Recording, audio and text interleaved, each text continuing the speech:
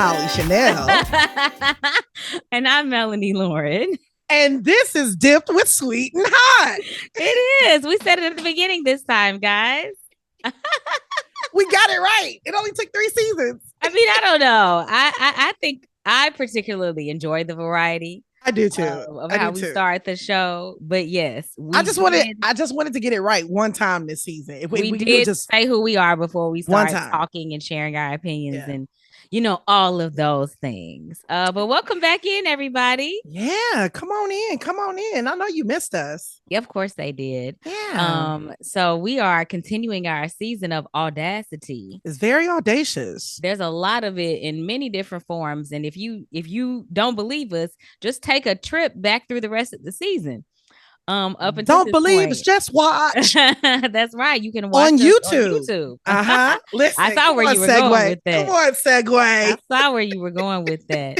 But if you prefer to listen, so yes, you can watch us on YouTube. Feel free to subscribe to our channel, Dipped with Sweet and Hot, on YouTube. But also, if you are one of our very loyal listeners, of course, you can still listen to us while you go about your day on all the platforms where you find your podcast. So, yo, Melanie, I don't know if you've had this experience, but yesterday, I was visiting a friend, and as I was, and she had another friend of hers there, and so she was introducing us, and she says, "Well, Hollee has a podcast with her friend."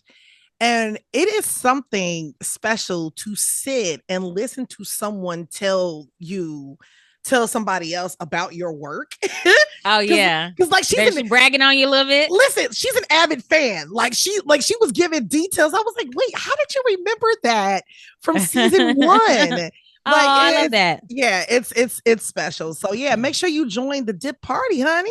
That's right, because once you come in, you don't go out. You don't go out. You don't go out. This is the party that continues to go on and the gift that keeps on giving, as they say. And you know the episode she specifically name checked, right? Oh my goodness. Which one? Because different people have different favorite ones that have impacted them in certain ways. Hers is the broken penis. It's the broken penis. Well, yeah. But I'm excited. It was educational and entertaining. Yeah. So I'm not surprised, I guess. Yeah. We do promise to be both of those things here on this podcast. We don't undersell ourselves. We try to deliver every single episode. That's right. Some intelligence, some wit, some humor. It's gonna all be there. It's sweet. Sometimes it's hot.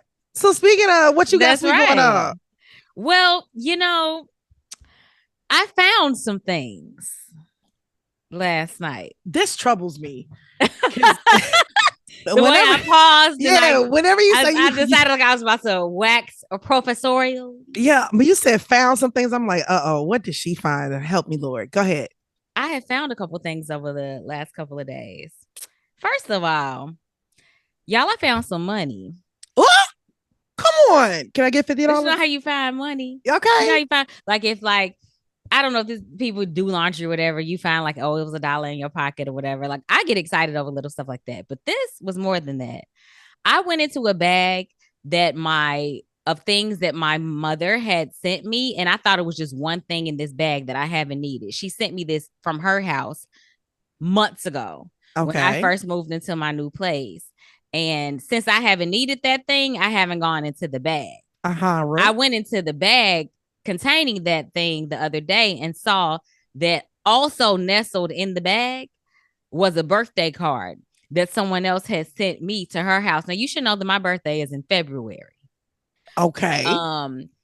It's October. And she's an Aquarius. I'm sorry, go ahead. I was like, yeah. So I was like, this is a birthday card. Girl, I opened this card. It's $50 check in this card. Won't he do it?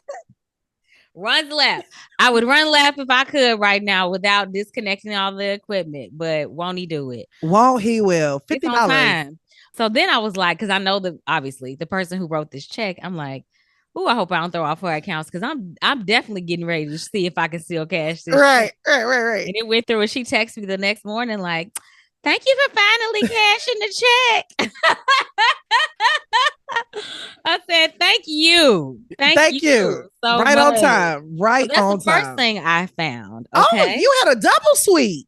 I gotta tell you, it's kind of a triple. But we're gonna summarize. So I went to an event last night. With your $50? Essentially, yes. I hadn't thought about it that way, but yes. Um, I went to an event last night. It was a homecoming here, HBCU homecoming. Okay. And even though I didn't go to this school, I found 4 or 5 people that I knew Okay. Of that I course you hadn't did. seen in a long time, Mm-hmm. including a friend that I met when I was so young. I don't remember meeting him. He lived down the street from me in Memphis, where I'm originally from. Our parents were friends. I haven't seen him since probably somewhere between the 3rd and the 5th grade. Ah, okay. And I immediately saw his face and was like, I know him. I know him. And I called his name from across the room. He knew who I was right away. I knew who he was right away. And then I found this girl who used to live down the street from me when I was in high school in Chicago. Shut up, honey. And then I found this other girl who went to high school with me in Chicago. And so it was just like a big, I just was finding like long lost people last night. And I might have even found my husband. Okay.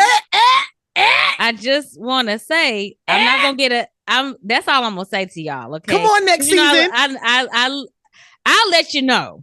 Come on next season. Dippers, if this is anything that's noteworthy, then I will let you know. But I'll just say I had some interesting conversations last night that were Melanie impressionable. Melanie, so I need you to make a public declaration to our Dipped with Sweet and Hot audience, especially after last episode, that you will consult me on any major moves. I guarantee you nothing.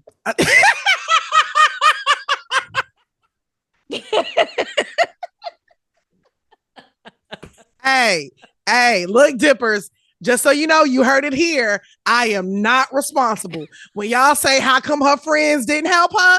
How come nobody told her? You heard it here. I tried. Go ahead, Melanie, do you. Live your life. Go ahead. You sound like a mama. Go ahead. Go ahead. Go ahead. Go ahead. Watch. What? Don't believe me, just watch.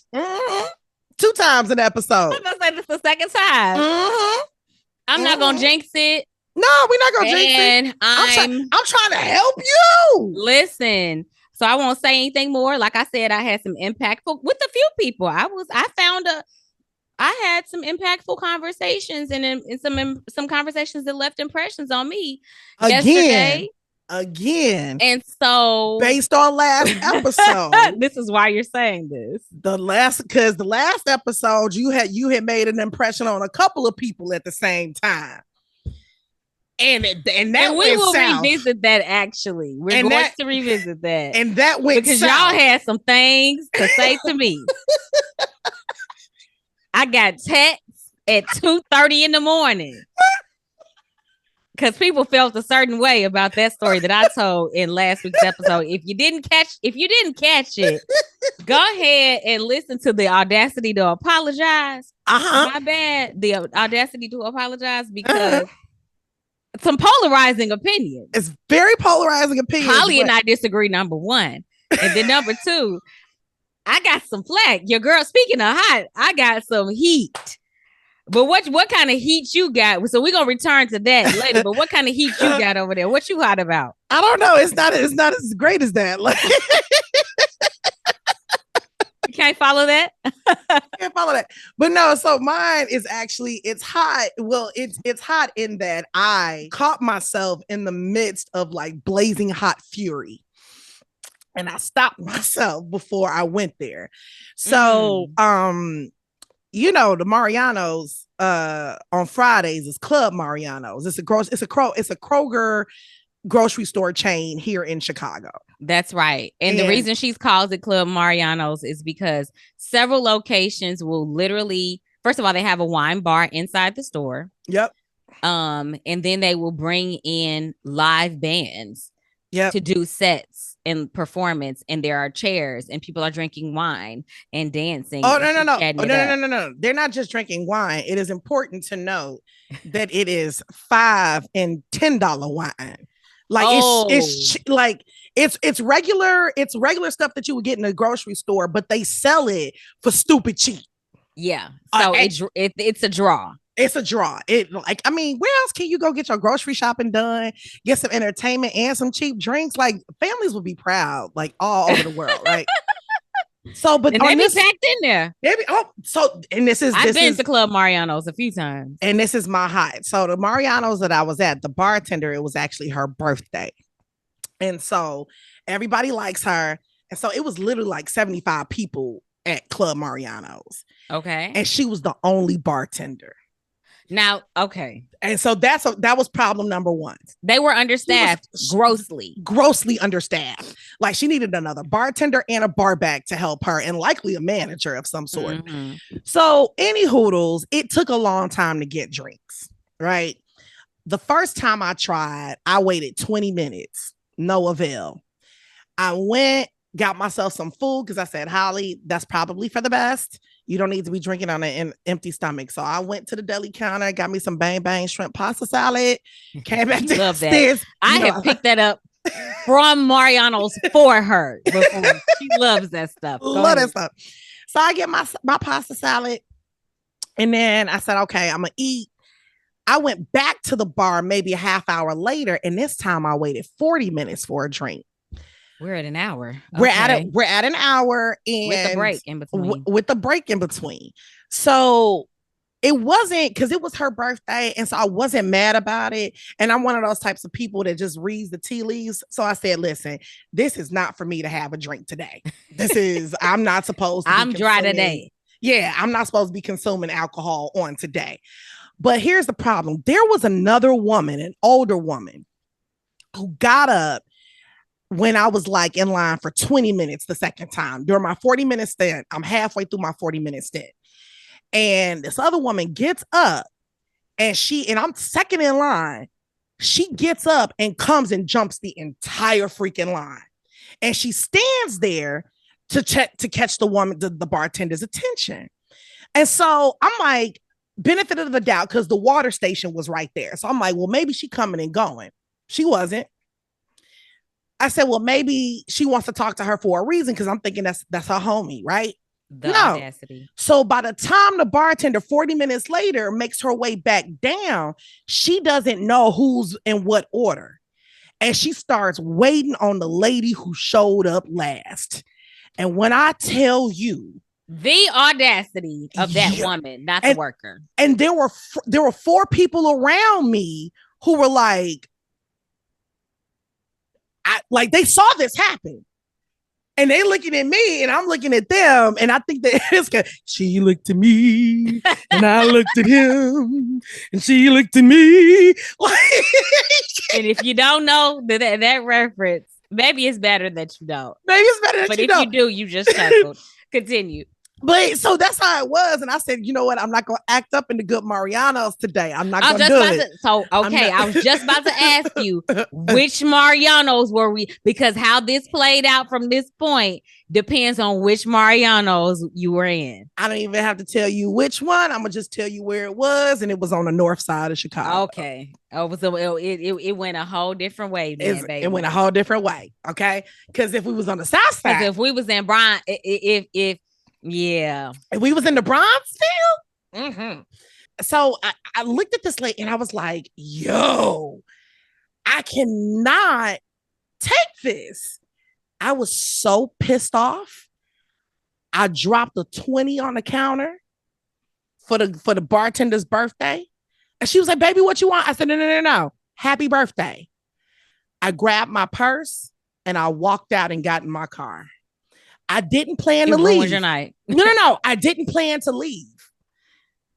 I just knew I needed to come down in a private space, because when I tell you that I was incensed, and so this is kind of why it's hot, because I was hot, but this is kind of why it was sweet, and it's because of self-reflection. Because I sat in that car, and I said, Hollee, This is not the first time somebody has jumped a line in front of you. This is not the first time it has taken forever for you to get a drink. This is not the first time somebody's been rude about it. Like, what is it today? And after I took a few deep breaths and thought about it, don't ignore me. I am a human. I am a person. I breathe the air that you breathe. How dare you ignore me completely? And again, I already felt the way about the bartender, but I gave her grace because it's her birthday and she was swamped. She legitimately was swamped. She was legitimately swamped. But I'm human. I admit there was ire. My heckles were heckled. Okay. Yes. But the woman who jumped in front of me knew that I had been standing there because I'm sorry, I left that apart. We had talked about how long it was taking to get a drink. We had talked about this. Being you and that one. And the woman who jumped the line. And so, and I'm saying this because I told my therapist about it, and she was like, right on, Hollee. It's a great moment of self-reflection. I'm not going to say your therapist's name because we protect anonymity. But every time you do an impression of this woman, it sends me. I just continue. She's amazing. But she's like, good on you. And I appreciate the self-reflection. And this is good growth. This is good. But just to recognize that I did not like being ignored because look, and this is a vulnerable moment for me. It's a vulnerable moment. I said, because my father ignored me for the better part of my life. My ex-husband ignored me. Yeah. Some of my ballet teachers, because of the composition of my body, ignored me. And I'm at this point now where time to fuck out. How dare you? How dare you? I deserve to take up space and be acknowledged. Sure. And to be serviced, especially when I've done, and that's the other thing, I've done nothing to anybody to warrant that kind of disrespect and lack of consideration. And condescension. Like the audacity of you to think that you are somehow better than me or more deserving of a beverage than I am, or your time is more important than my time, so you shouldn't have to wait, or whatever was going on in your head, the reason you decided to skip a whole line of people. Yep. So, but after that, I took my breath. Once I realized what it was. The trigger was being ignored. Yeah, it was being ignored. I jotted a note for therapy. Yeah. to talk about it in session. And then I went back in and enjoyed the rest of my night. Great. I went back in and I enjoyed the rest of my night. And the lady was like, baby, you okay? And I did her like this. Because some might say, swamped as she was, it's also part of her job to remember who was next, especially if they've been standing there for 40 minutes. But we're going to give some grace. But yeah, you decided to not say anything, which also sounds like wisdom. Yeah. It was sweet that you were able to work that out for yourself. That requires some very high emotional intelligence. So I just want to give you kudos for that, for like recognizing, for unpacking for yourself what's going on right here. And also because this is the reason people snap off and pop off in public, is because they don't do that work. Like they don't do that internal work. And you were self-aware enough to know not only that you needed to unpack that for yourself, but number two, that you needed to do it in private. Right. That you were that close and that you needed to contemper. That was a combination of control and temper. I like this. No, you might be onto something here. Contemper, but vocabulary word. Yeah. Okay. Come on, T-Bev. Temper yourself and self-regulate in that moment your emotions until you could get to like a place of clarity. So you're talking, listen, dippers, you have two people who believe very strongly in therapy, so you will hear a lot of therapy sounding words. Yes, absolutely.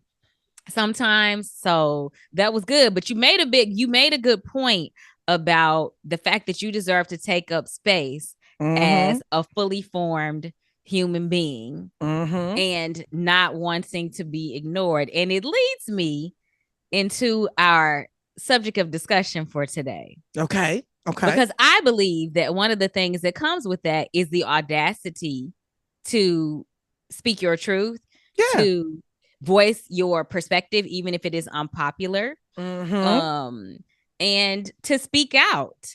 And in this era where everything is being recorded, Right. either voluntarily or involuntarily, Everybody's got a podcast. everybody's got a podcast. Everybody's got a podcast.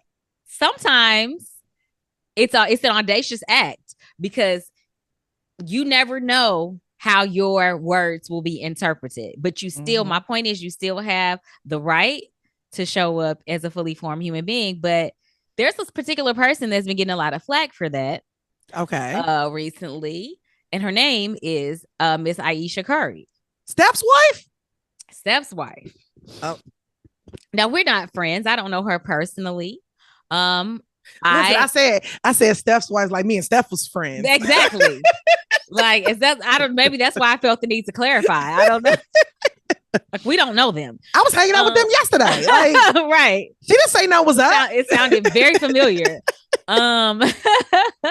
But we, Ayesha has been catching a lot of flack on the socials lately. And what I would like to talk about with you in our time here remaining today is what I said, like the audacity, first of all, to speak out, because you don't know how the soundbite is going to get construed. You don't know what the narrative is going to be. But then also the audacity to share an unpopular opinion and just to speak your truth, which I think is some of what was happening. But I'm going to let you, since you haven't seen this clip, and I'm going to let you and the Dippers decide what you think. And we're going to chat about it. I didn't want kids. I didn't want to get married. I thought I was going to be career girl and that's it. And I had my eyes set on my goals, and I was never the little girl that like dreamt about the wedding dress and all of that. And then it happened so early in my life. Did you talk to Steph about it? He tries to resonate with me, but he just can't.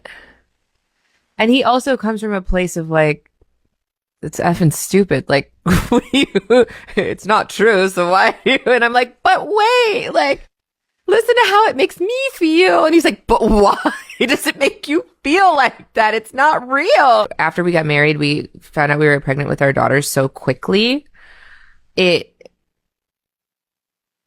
didn't even have time to think about what I wanted anymore. It's so interesting. I spent my entire life like trying to work towards something, and then it kind of just disappeared, and I didn't think twice about it. But after my daughter turned 1, I remember there being a shift and being like, I have goals for myself. Like, this doesn't feel right. I love being a mom, but I love doing other things too. And I need to get my shit together and figure out what that looks like for myself now. If I have a career and I'm not home, like did you experience that? I still experience that. I still experience that. I'm always in therapy talking about this. If you lose all of those things that were interesting about you, even for yourself, like even the things that made me feel confident and cool, then what are you doing? So what's wrong? What's wrong is to be found in the comments. So let me back up and say this clip was from an appearance that Ayesha Curry made recently on, I think it's called the Call Her Daddy podcast. And there have been so much commentary online about, are you seeing it now in real time? I'm looking at it right now. Yeah, we're both looking at IG because there has been so there have been so many posts about like interpreting what she said and so many comments made about what she said. And a lot of it has been, some of it has, to me, been logical. Other parts, a lot of it has been very negative and basically along the lines of, oh, wait. Let me read these. Go ahead. These. We got one that says, why is she on a podcast embarrassing her husband? This should be between her and her man. The world is going to see her as ungrateful because so many wish for such a blessing. Here's another one. She resents the fact that Steph took away her struggle. Now she has no grind story, no self-made story. She's literally suffering from success. And in her eyes, it's her husband's fault. Yeah. Wow. Here's another one. Jada Pinkett Smith Jr. Shaking my damn head. Proves you can give a girl everything and she's still not happy. Okay, cool. Go work for the rest of your life then. Show a woman the world and she'll complain about the view.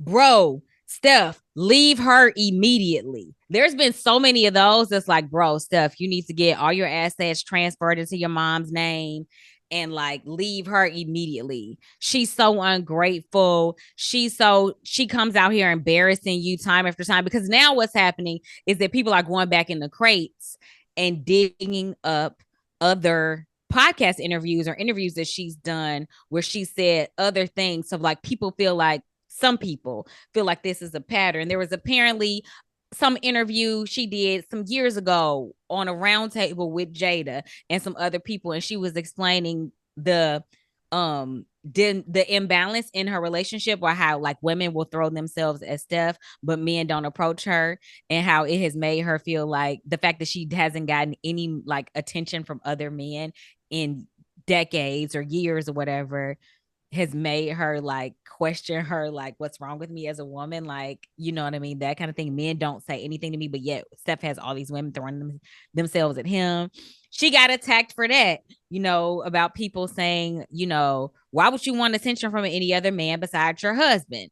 You know, and so I go back to my thesis statement about why I brought this up. It takes audacity.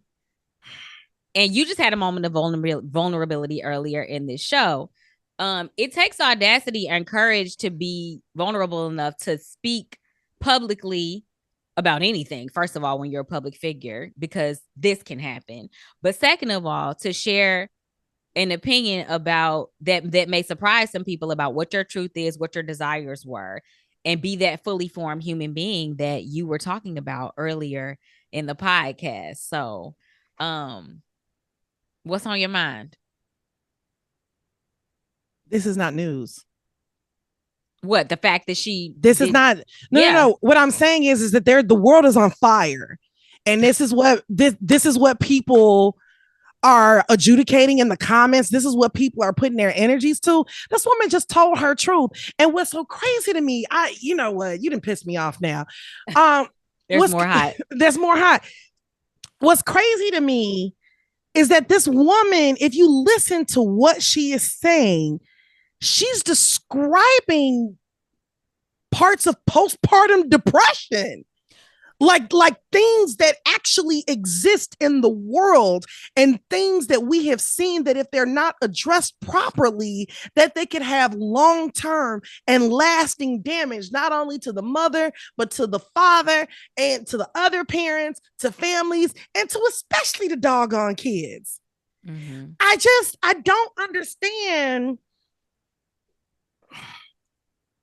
You're shocked at the level of attention and backlash and all of that this is getting. That, number one. Number two, I'm pissed off at the assumptions. And this one comment about Steph took away her struggle and now she has no grind story, no self-made story. Who said she was looking for one? Who said that? And furthermore, and this is a personal thing. I don't know if I said it on this podcast, but when I was selected to be the announcer for the Rosie show, there was a lot of positive comments. And to my knowledge, I only saw one negative comment. One negative comment. And the one negative comment said, ugh, this is so disheartening and disappointed. Holly Chanel is not some hard luck story. She's a debutante who went to private school. I never said that I had a hard luck story. I am a debutante who did go to private school for the majority of her life. What I said was that I was laid off. What I said was that I was laid off from my job. That's what I said. So you're assuming, first of all, you're assuming that she was struggling in the first place. And that is a dog whistle. It is racism. It is sexism. Because you see this melanated woman and who is rich. And if she didn't have an MBA husband, then she would have been reduced to a life of struggle and grind. Well, the audacity. The audacity.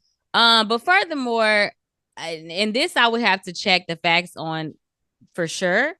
But before they got married and stuff, not only did she have career goals, but she was actually pursuing them. Like she wasn't a bum on the street. Right. Is my point. And she didn't come from a bum family either. You know what I mean? Like, and so that narrative, but also there's something else that she said. If you watch other parts of this, she said at the time, she either said in this one or in another one, that people have dug up, that when she and Steph got together, his aspiration at the time was to be like a high school basketball coach. And that is the picture that she had in her mind of like he's going to be a high school basketball coach, or I'll be over here doing what I want to do for my career. And this will be our life. You know what I mean? And the life that she leads, the point being that the life that she leads is very different from that. Now we can sit back, we as a general public, because I hesitate to group myself with a lot of these people making comments. We can sit back as a general public and make judgments about this life that she leads now being so much better than the life that she initially envisioned, because they have money and they have fame and they have status and power and all of those things. But that's us doing that.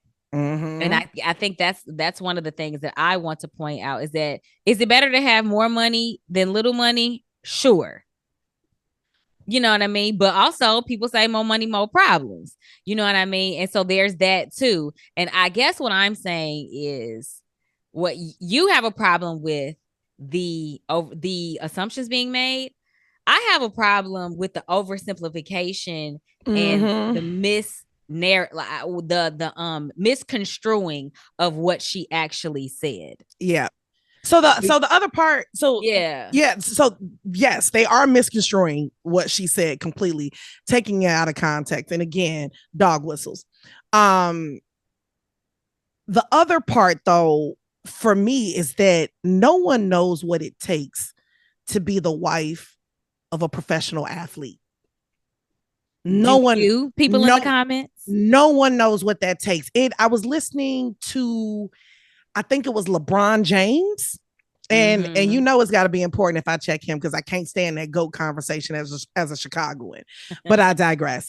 But I was listening to something that LeBron James said, and he was talking about his wife. He was talking about his wife and how he would not be as successful as he is and be the ball player he is without her, because she holds down that house, because his life is 24/7 professional athlete. If it's not conditioning, it's practice, it's games, it's travel, it's press, it's endorsements, it's all the things. And you have no idea what is in these NBA players' contracts. First of all, all you see is what you in their contracts. There are certain things that they cannot do. Period. Physically. Period. So they're not allowed to. So imagine how that would translate to like taking your kids to a theme park. Mm-hmm. You might not be able to take your kids to a theme park with your basketball husband, because he might fly off of a roller coaster and break his leg. It's a far-fetched example, but it is an example. And those kinds of clauses in professional athletic contracts do exist. Yes, absolutely. They do exist. Mm-hmm. And so my point is, how dare you judge her struggle as a mother, as a wife, but especially as those two things to a professional athlete. And not just any professional athlete either. Mm-hmm. Like, because yes, he is a professional athlete and those things can exist for any of them, but we're talking about Stephen Curry. Come on now.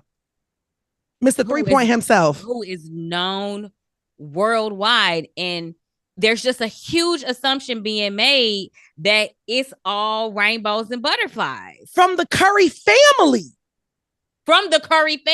His daddy, basketball his legacy. Brother, his sister. His sister was a baller in and of herself, but she's married to an NBA player as well. Mm-hmm. So you gotta imagine like the microscope these people are under. Let me say this. Okay, so first of all, and this is what some of the comments, I will give credit. One of these comments says, I don't understand what y'all don't understand. It's not that she didn't want to marry or not have kids. It's more so that career was number one for her at first and everything could come later. She never once said, I regret marrying him. I regret having my kids.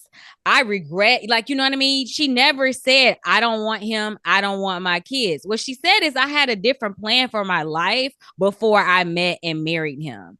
And then when I met and married him, this whole thing went a different way than what I had planned. And I get pissed off at the lack of empathy, because who among us has not had a plan for our lives that deviated? Went completely awry. For better or for worse. But my point is, that's for you to decide whether it was for better or for worse. And I'm sure I would go so far as to say, she didn't say, I regret having money. She didn't say, oh, I wish I wasn't rich. You know what I mean? Or I wish my husband wasn't rich, you know, because there are people who are like, well, go work for the rest of your life then, career woman. You know what I mean? And stuff like that. And it's just like, which here's the thing. That's not an insult. She would probably be happy to do that. Like, what? And she does have business ventures. She does. And so, you know what I mean? I guess I resent the oversimplification of what she said. Like there are people out here saying stuff like, bro, never give her a podcast mic ever again. She needs to be studied. Like, you know what I mean? Something seriously wrong with her. First of all, she feels these things. And then second of all, that she says them publicly, because then we have the whole conversation about her embarrassing her husband, which brings me to my next point, which is this. Do y'all really think, how long have Steph and Ayesha been married? I don't know. Probably about what? 15 years now? Let's see. Well, they've at least been together. They've been married since 2011. They've been married for almost 15 years now. So 14, almost 15 years now. And they were together before that. Mm-hmm. And he has been a celebrity pretty much the entirety of a celebrity basketball player, the entirety of their marriage. My point is this. Do y'all really think that after 15 years of marriage, having your marriage be under the microscope constantly because you're married to one of the top basketball players in the world, that Ayesha Curry is dumb enough and so media unsavvy that she would go on a podcast or on a television interview and say something to us that she had not, about her marriage, that she had not already talked to her husband about in private? So this whole narrative about her embarrassing her husband, he knows how she feels. They've probably had several conversations about it. She didn't just decide to come and tell the world that she had other dreams and aspirations outside of being a wife and a mother. That wasn't the first time she said those words.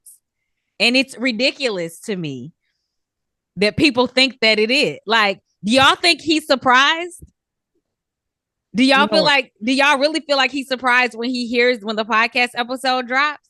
They've talked about this at in the kitchen. You know what I'm getting ready to say. And whenever you bring up stuff like this, I'm gonna go right here because I am still paying student loans. How dare you insult my intelligence? Did you think I would be stupid enough to tell you deep, dark secrets? Like, okay, say, okay, fine. I'm rich. You think I'm really gonna ruin my bag? That too. I'm dumb enough to do that too.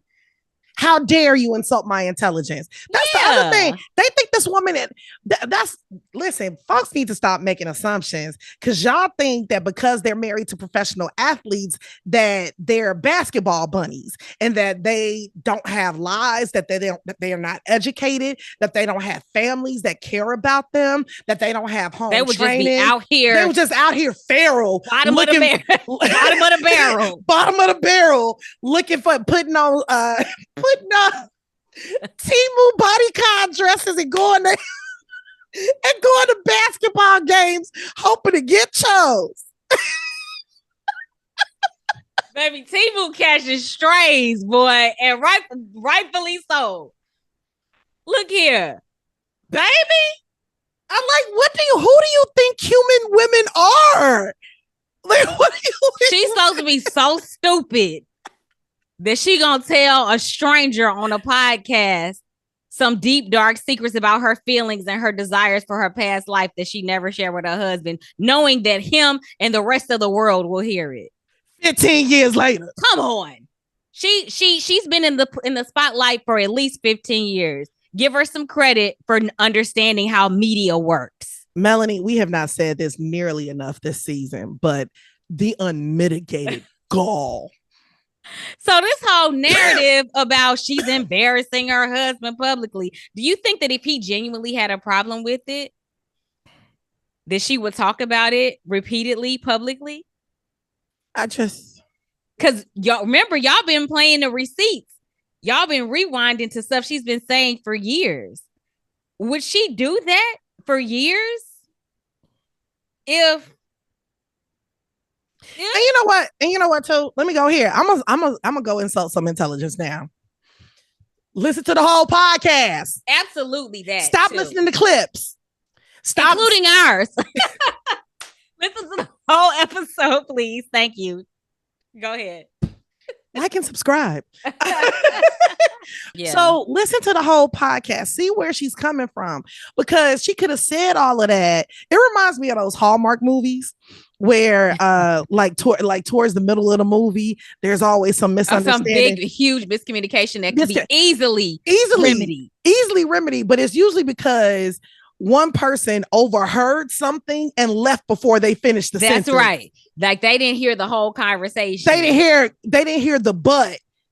I love her. But I love him. Right. Yeah, you know what I'm saying? But I'm gonna stay in the small town now. Yeah, they didn't hear that part. To the big city. And that's what it is when these people listen to these clips on social media. They walk away before they hear the rest of the freaking sentence. And then you want to write a whole dissertation about this 2-minute clip. One of the comments, and I think this kind of summarizes what we're saying, is I think this is a person who identifies as a man writing this. And he says, I've heard a lot of women say this. They have dreams, goals, and things they want to achieve. Motherhood causes many of those women to put their dreams and goals on the shelf. The way, and let's be mindful that Ayesha started having babies in her 20s. Early 20s. Her early 20s. Early 20s. The way we grow as a community is by listening to people and showing empathy. Not telling them what they should be doing or how they should feel, and in essence, berating them for telling their truth. Heaven help us to be more concerned and understanding than criticizing. I will give credit to @Ted Wynn. Amen. And I shaked it for writing that comment. I thought that was very well said, because the other thing that he brings up is, we don't even have time to go in and unpack the levels of misogyny that are wrapped up in some of these comments. The fact that a lot of the people criticizing Ayesha are people whose skin are the same color. Their skin is the same color as hers. Like, that's also meat on the bone that we could pick off right now. Like, what's going on? Because when you look at from whom the vitriol is coming, that could be a whole discussion in and of itself. But just suffice it to say, like, you initially were like, what's the news here? Also, this, as our friend whose comment I just read mentioned, what's unique about this, I guess, is that it's playing out on a worldwide stage, and she's famous, and she's got a podcast mic, or she's on a TV talk show.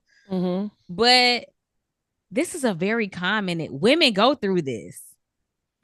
She hundreds, thousands, millions of women.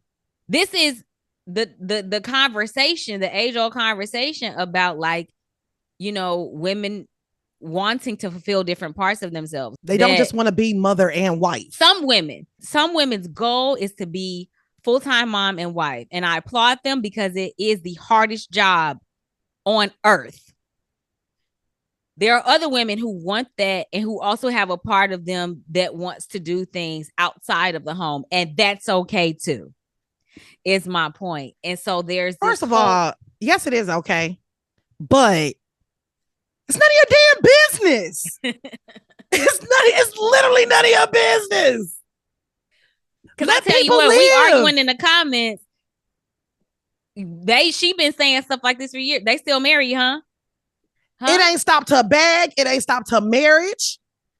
It ain't stopped her aspirations, because she's doing the things now. But, like, I'm sorry to interrupt you, but yeah. She was, all I'm saying is she was just sharing what a lot of women feel, which is that, hey, and I'm gonna make it a more universal experience, which I started to say previously. Yes, it's specific to women, because it is more compounded when it comes to women, and more impactful sometimes, because in our society, in a lot of cases, more of